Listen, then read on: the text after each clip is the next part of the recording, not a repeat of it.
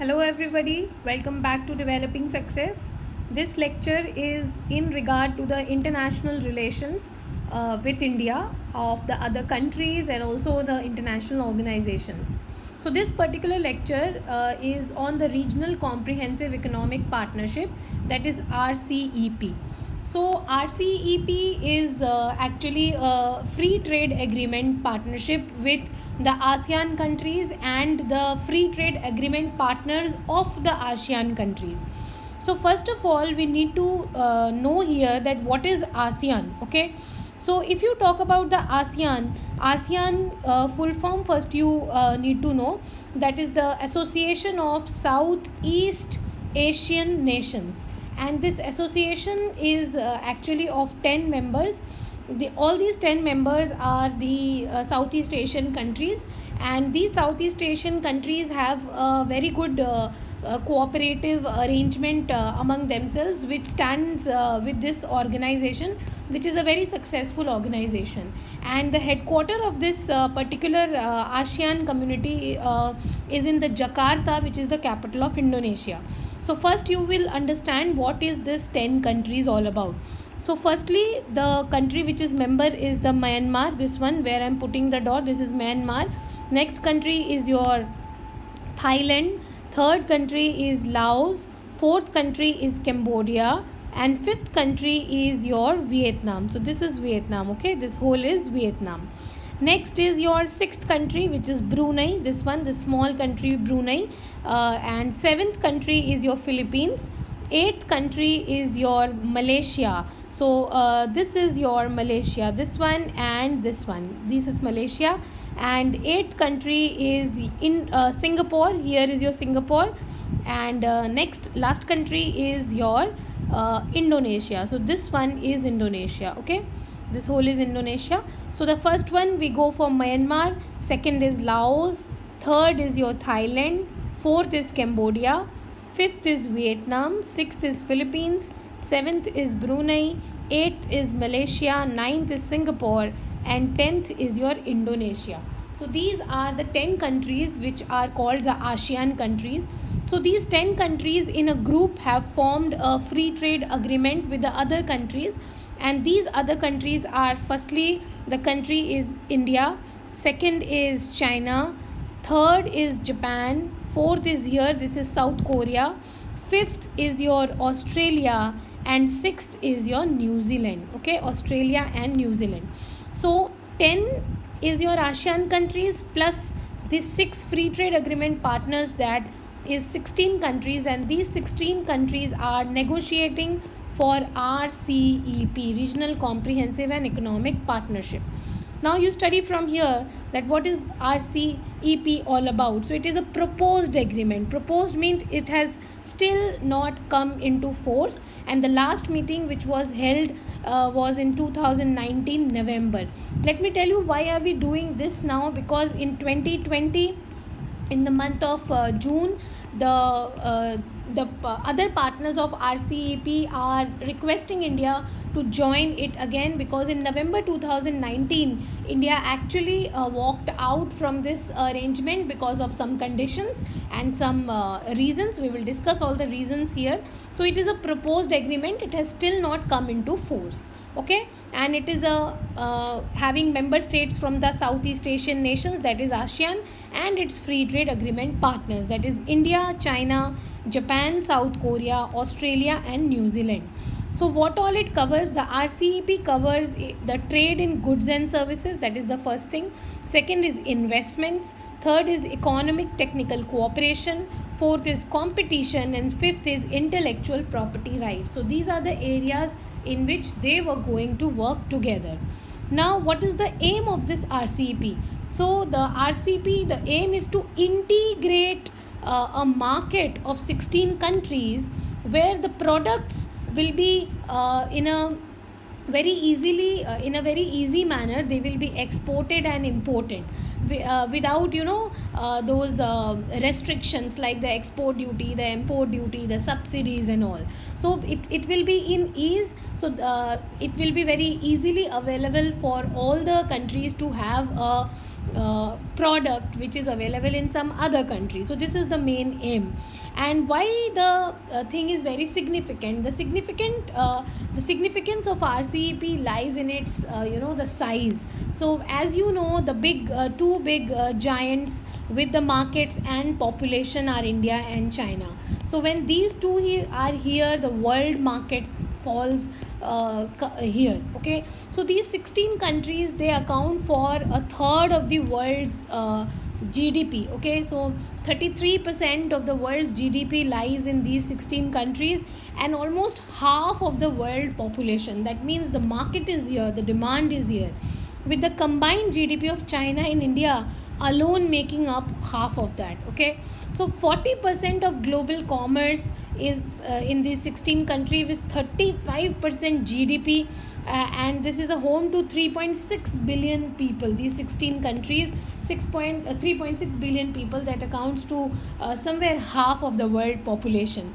Now let me tell you that this RCEP, this was actually the negotiations were actually started in 2011. Okay, but in 2012 China pushed it very largely.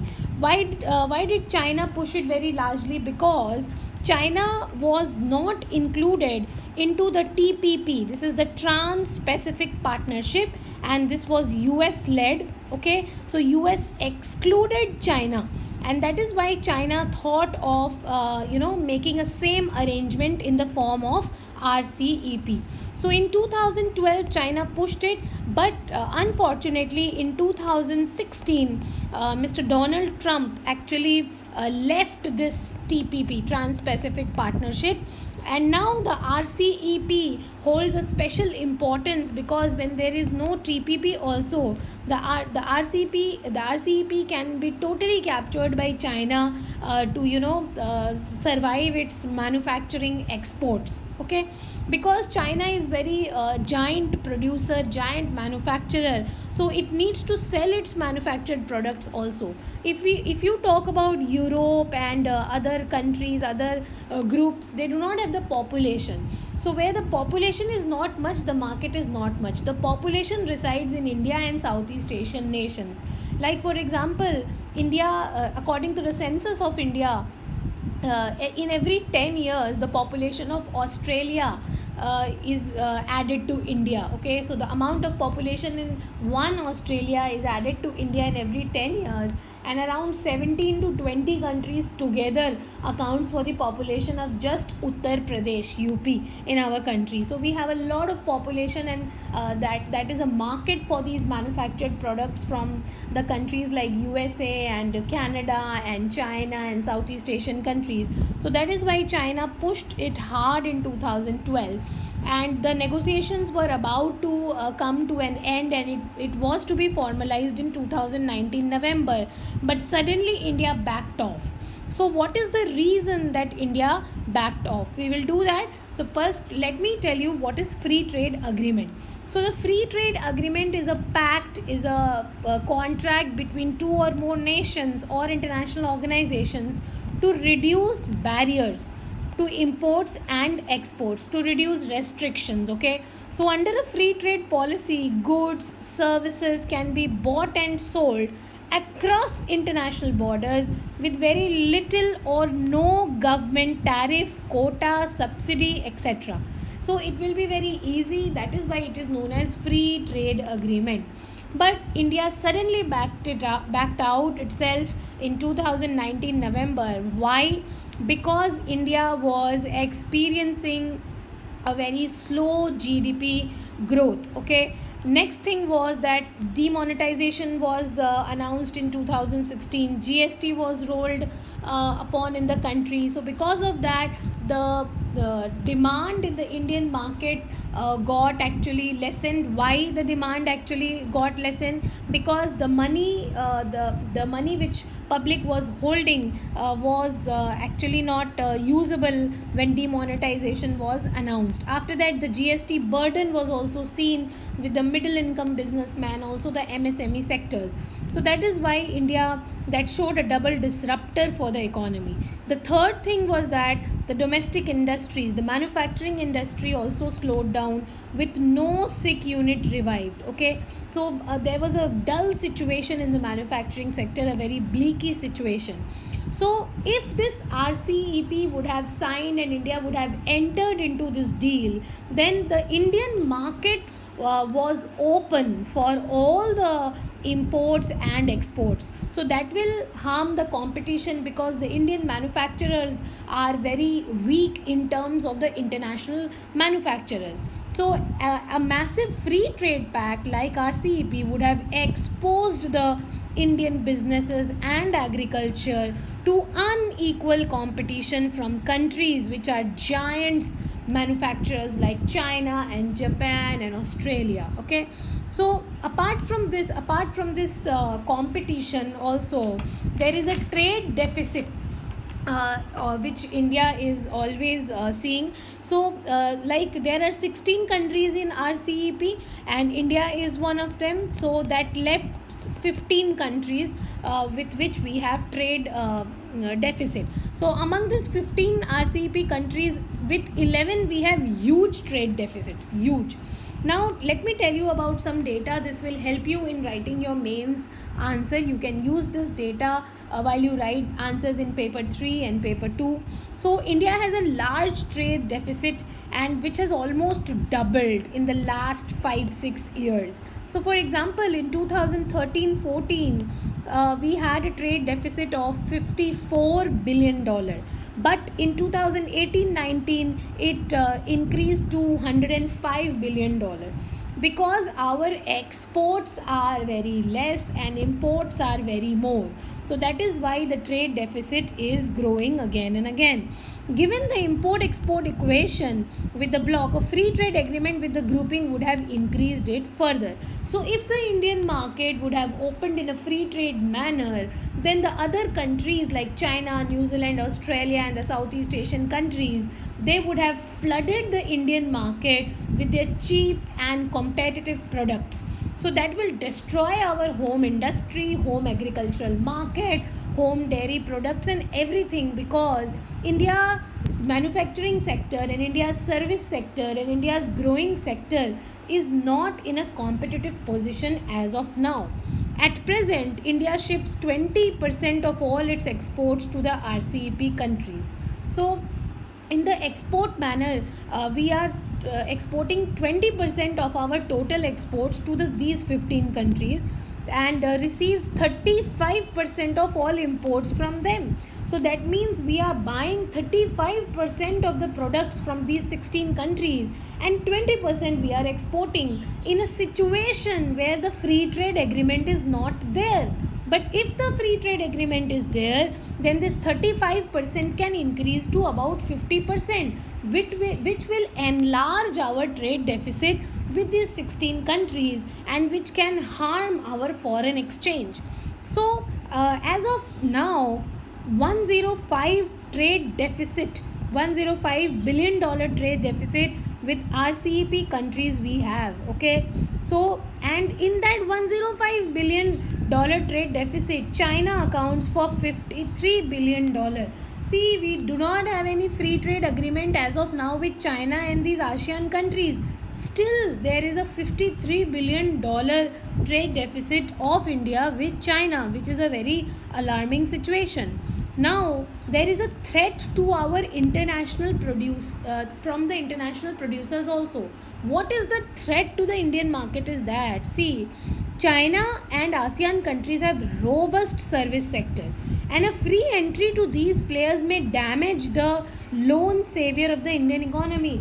Why is it called a lone savior? Because the largest GDP contributor nowadays is the service sector and not the manufacturing sector or the agricultural sector. So the service sector will be harmed if these countries are allowed to come as a service sector producer. Now in agriculture also, the domestic players are dealing in the dairy products, spices, pepper, cardamom, rubber, coconut. They would also face a dumping situation from the South Asian spices measures. Already we are having a tough time with Sri Lanka, because Sri Lanka is also a major producer of this cardamom, pepper, coconut, rubber, etc. Apart from this, Vietnam and Indonesia, they have very cheap rubber to export, and Australia and New Zealand are waiting for a free access to India for their dairy products. So if all these products with a very cheap rate and competitive rates, if they come to India, the Indian producer, the Indian manufacturer will be further destroyed, and that will flood the market with the products of international brands. But the Indian brands will not get a gain in the international market because our manufacturing sector is slowed down. So the RCEP will actually not benefit us, it will have a negative growth in India.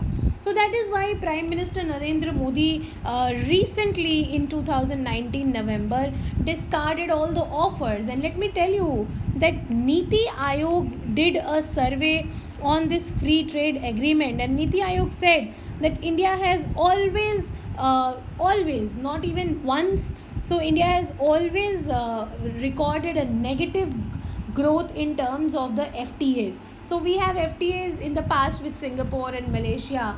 Always the imports have risen and the exports have not risen. So a slow manufacturing sector is the answer to that problem. Now the ASEAN China Free Trade Agreement, there was a ASEAN China FTA. So China signed the FTA with ASEAN in 2010, and what happened that there was a trade surplus of $53 billion with the ASEAN countries and China. But in 2016, after the FTA was signed, the trade deficit of $54 billion was recorded. So see, as soon as the Southeast Asian opened the market for China, China flooded the market with its goods, and the exports of the Southeast Asian country could not stand the quantity of import which was happening, and that is why a deficit was accounted, which was previously a surplus. So now I want to tell you that India has a population of around 1.3 billion people, and this 1.3 billion offers the biggest free access market to the Chinese companies. Okay, so these Chinese companies are actually wanting a greater access to the Indian market to sustain their manufacturing industry. So if there is a failure for the Chinese company to find a market like this, there will be a cascading effect in the Chinese economy also. And India has very good export potentiality, where we have the potential of imports in the pharma sector, pharmaceuticals, then we have cotton yarn sector, we have services sector. So if we sign a free trade agreement which will increase the import and which will not increase the export, then it will not be a viable option for the Indian economy. We have to increase our exports. So why don't we work in the pharmaceutical, cotton yarn and services sector and increase our exports, so that the deficit, the current account deficit, the trade deficit with these countries improves, and then we can think about a free trade agreement. So for now in 2020, with the slowdown which already happened before the coronavirus pandemic and also will be happening with this pandemic world over, we should not think about a free trade agreement, and we need to focus on the domestic market, on the domestic manufacturing sector, and also we need to think about the export sector. So a free trade agreement which will increase the imports further is not inevitable in the current situation. So this was all about the RCEP discussion. If you have any doubt, you can comment on the comment section, and I will be back with the discussion in regard to the BIMSTEC and SAARC and ASEAN and Look East policy of India and all that. Till then, stay tuned, study hard. Thank you.